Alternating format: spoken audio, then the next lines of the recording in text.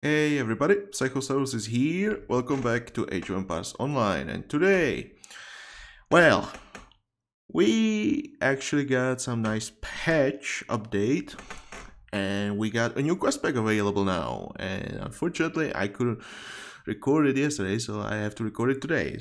It's been available since yesterday, but there's been some issues, so there will be updates soon, hopefully fixing a lot of those issues.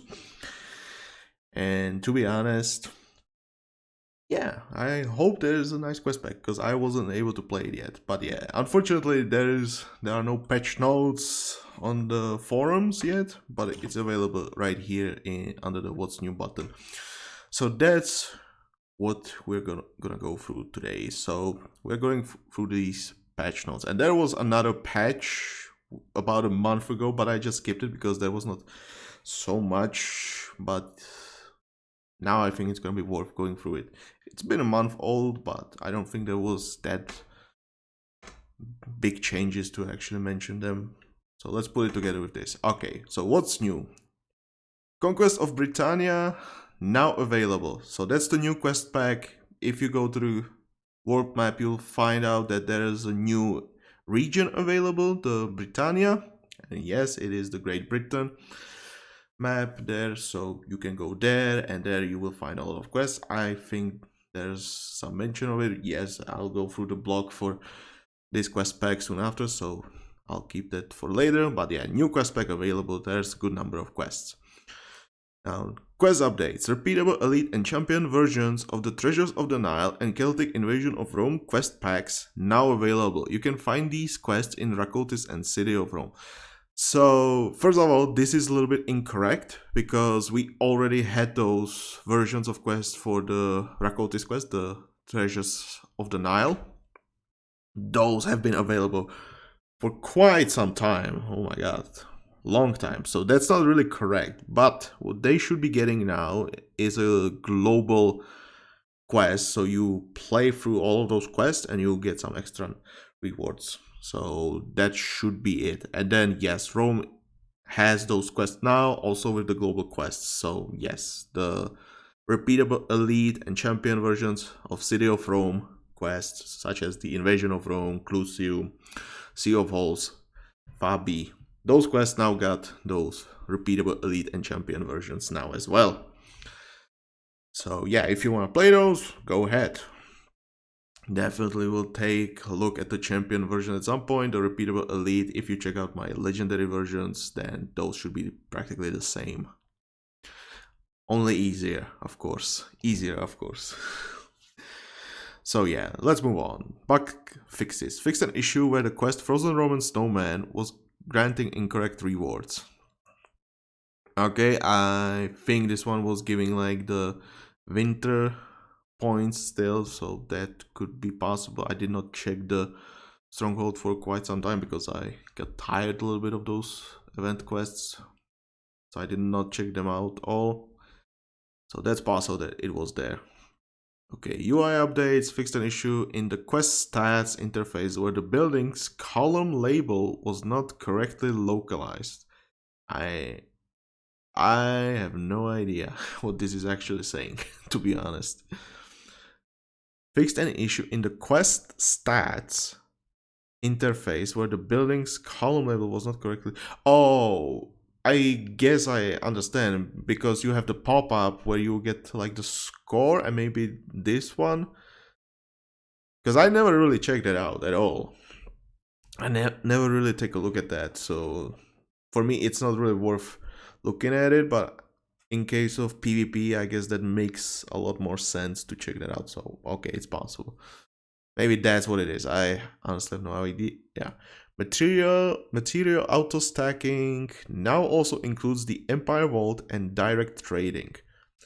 So yeah, moving on with the auto stacking. So includes Empire Vault. This is in what way this actually means. Whether if I put the items into the Empire Vault or from the Empire Vault or both, I don't know. I'll be honest, I have no idea what this exactly means. Better would be worth checking out, but I am not gonna take a look at that here, but maybe I'll check it out on my own. Okay, and that's all from these patch notes from yesterday. There's gonna be soon an update, hopefully fixing a lot of issues. But yeah, we have the one patch note from about a month ago, and there are some nice changes here. So Celtic Ram champion upgrade cost reduced to 400 gold from 600 gold. Now, that's actually nice, but at the same time, how often do you actually go for the Celtic Rams? Because for those Rams, you need the fortress. And Celtic Fortress, I mean, one fortress takes 3 minutes to build, which is a long time. And then you get the Celtic Ram, which I would say is very cheap, but at the same time, it is definitely not one of the strongest Rams. So this upgrade is definitely not nice, but at the same time, as scouts, you don't really go for Celtic Rams because your infantry units are just that strong. But for PvP, it's definitely gonna matter more. And as you can see, it's also part of the champion mode. So it's a nice change, but how much would it change anything? I don't know. Okay, Winter Archive quest rewards reverted to their off-season amounts, of course. Champion mode, North Farbioder. Champion upgrade cost reduced to 400 from 600. Now, I think Farbioder champion should cost 400, but in case of PvE, the only thing you're getting from it is the attack against units. I don't know about the champion mode. I think there's more in the champion mode. And honestly, I would like to have more upgrades, more stat buff for the champion upgrade, because just attacking units does not feel like satisfying enough. It's good, but I would like to see some more for that. But whatever. Okay. UI updates, fix the small display issue in the hotkey customization menu. Okay. Fix the small inconsistency with the woolly mammoth display name in the player progression menu. Okay.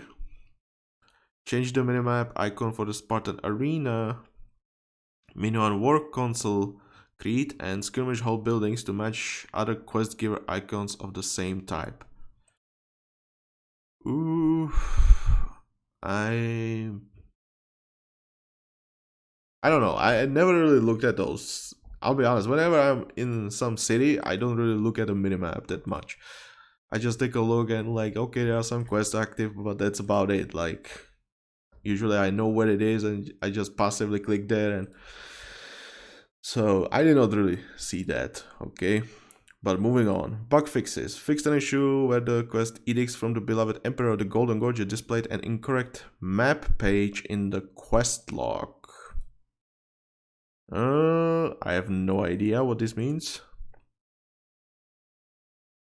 But okay, fixed an issue where several Sparta age-up quests did not display information about champion mode being enabled in the quests. That's true. That's definitely worth mentioning. So yes, those are champion mode, and they have been that way for quite some time now. And yes, they did not have that information. That should be available there now. Okay, fixed a display issue with winter event exclusive gear labels in the French language. Okay, fixed an issue where the Helipolis advisor unit did not correctly display Pierce attack upgrades in its stats tooltip. Now, if I remember correctly, Helipolis did not get the small icon. If you have a selected unit, you hover over it, you have the stat table shown. And when you have armor attacks, you have the icons beneath the image of the unit in the table. And for Helipolis, you would not see the Pierce attack. You would have only the armor upgrades, but not the arrow for the Pierce upgrade. So that should have been fixed. Fixed an issue where the hunting dogs upgrade did not correctly grant villagers plus 100% bonus damage versus doubles champion mode only. I mean, that's a lot, but because I know that the huntables in champion mode don't do any damage to villagers, I'm like, I don't care. Okay. But whatever. Other updates. Holy staves that have the healing maximum conversion range and conversion rate statistics now correctly have the same amount of stats regardless of whether or not the advisor Prince Sesostris is being used or with upgraded Roman Clinicuses. Okay, I need to read that one more time. So, okay, you have the staffs with these stats correctly have the same amount of stats regardless of whether or not the advisor Prince Sesostris is being used or with upgraded Roman Clinicuses. I think this has something to do like, hey, when you have conversion rate, you have like versus infantry versus ranged. That could be it, but that's like the only thing I can think about here. I honestly do not really understand what this is supposed to mean otherwise. And then I see like the Sesostris and it's confusing me even more. But okay, that's all from this. So those are all the changes. Now let's talk about the Conquest of Britannia. And yes, this is the new quest pack, the newest one. So yes, I'll keep reading this. You can read this. I'll put the link in the description so you can read this for yourself. So new region Britannia, you can see the Great Britain, Britannia. Right here, region spotlight, Londinum. Okay, it's Londinum. It's not even Londinium or anything like that. Oh wait, it is Londinium. Oops. Oops. Okay, so it's Londinium. I thought correctly. I was like, I see it here, and suddenly, okay. Well, whatever. So yeah, it's a new region. You will find some good amount of quests. So 10 new legendary quests, 5 Roman and 5 Celtic themed. Yes, this region actually has like the Celts and Romans in it. So you think about a mixture of the Rome and the Lodi quest. Okay, that's gonna be pretty much it. So 5 of them you fight against Romans, 5 of them you fight against Celts. We'll see what these are about. These quests will also have repeatable and elite variants. So yes, just like the Rome and Rakotis quests and Dazabol, here you will also have those other versions as well. So that's definitely worth mentioning. 6 new minigame quests, 3 Roman, 3 Celtic themed. So again, it's 50-50. New global quests offering legendary gear and exclusive rewards. New champion, repeatable and elite mode for existing. More details below. Okay, so new legendary quests. Here we have some spotlights. So 2-star, 4-star, 3-star. I think there is one of each difficulty. So you have 1-star, 2-star, 3-star, 4-star, 5-star, and it's for both Roman and the Celts. So it should be like 2, 2, 2, 2. That should be it. Okay, new minigame quest. Hey, some spotlight. How to access it. So you have to talk to Marcus Pollux here at the Empire Bazaar.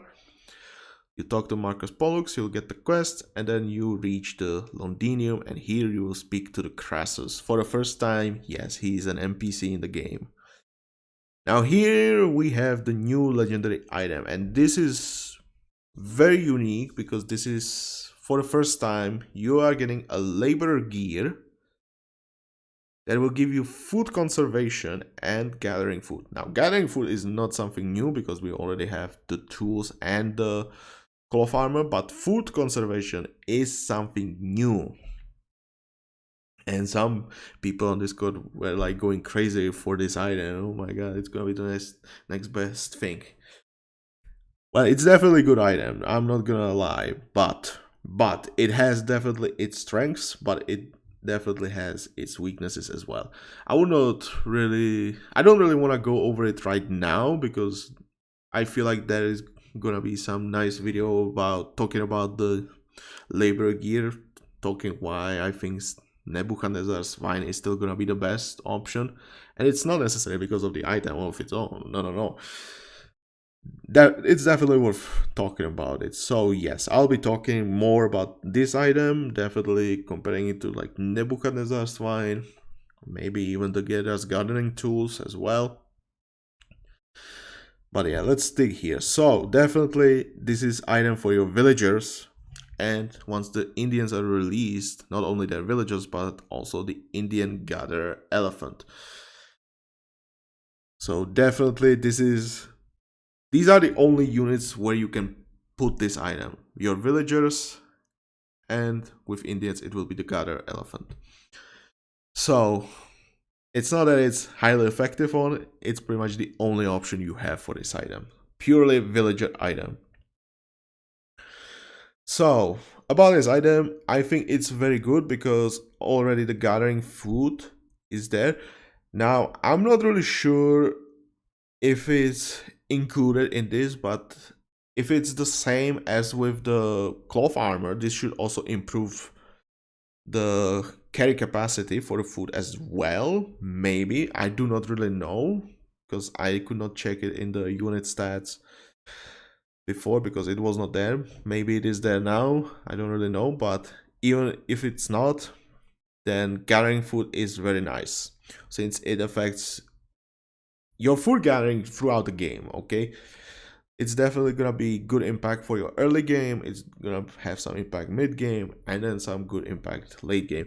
Now, however, I would not really go crazy over it because 7%, it is a nice number, but it is not like the greatest, and it's only one resource. Okay, I think the food conservation is gonna be the stronger part of this item because this is gonna matter more for your early game when you are gathering food from bushes, huntables, especially huntables, maybe like fishing spots.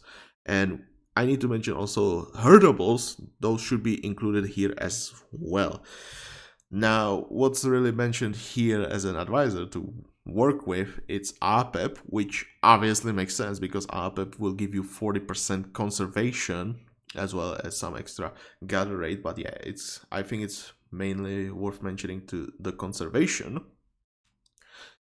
And RPEP will give you the conservation for the bushes, for the fishing spots, and the huntables. And I think the huntables are the biggest thing to mention because huntables are the fastest food source, and having like 20% here and then another 40% here. Remember, it's multiplying, so it's like, oh, it's gonna be like 70%, or almost 70%, I should say. How much would it be? It's like 1.4 times 1.2, so it's like 68%, which is a lot.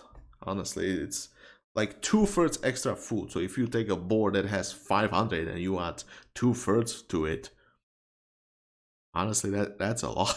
That's a lot. That's like 340 food from a board, single board. That's a lot. And then you think about the bushes. Usually you start with 5 bushes around your TC. So that's 1500 food in total. So that's 3 times the board. That's a lot of extra food.